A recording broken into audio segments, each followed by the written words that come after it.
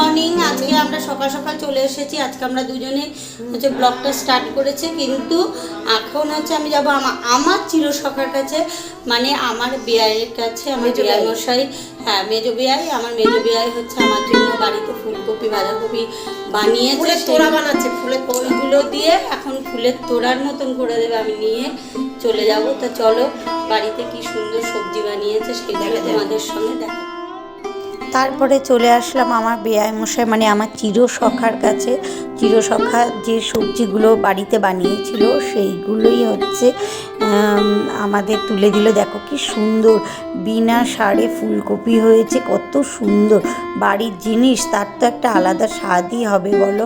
তারপরে ব্রোকলি বানিয়েছে, মানে ব্রোকলি গাছ লাগিয়েছিল, ব্রোকলিও দিল। সেই সঙ্গে দেখো বেগুন গাছ লাগিয়েছে, যদিও এখনও বেগুন হয়নি, গত বছর বেগুন হয়েছিল আমাদের দিয়েছিল। আবার এই বছর দেখো পালং শাকগুলো তুলে নিয়ে আবার ধুয়ে দিচ্ছে। এত যত্ন করে কে দেয় বলো তো, কত ভালোবাসা। আমাদের বেয়ানদের মধ্যে না ভীষণ ভালো বন্ধুত্ব আছে জানো তো।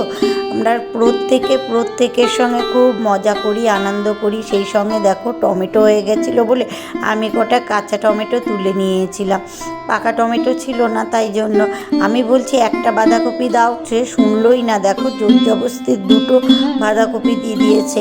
এত গাদা সবজি দেখো, পালং শাক, তারপরে বাঁধাকপি, ফুলকপি, কাঁচা টমেটো, ধনেপাতা সমস্ত নিয়ে এসে ব্যাগের মধ্যে আবার সব গুছিয়ে দিয়েছে।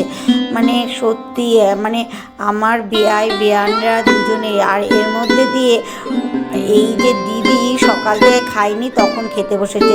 তো আজকের ব্লগটা কেমন লাগলো অবশ্যই জানিও। এখানে নামও লেখা রয়েছে, দেখে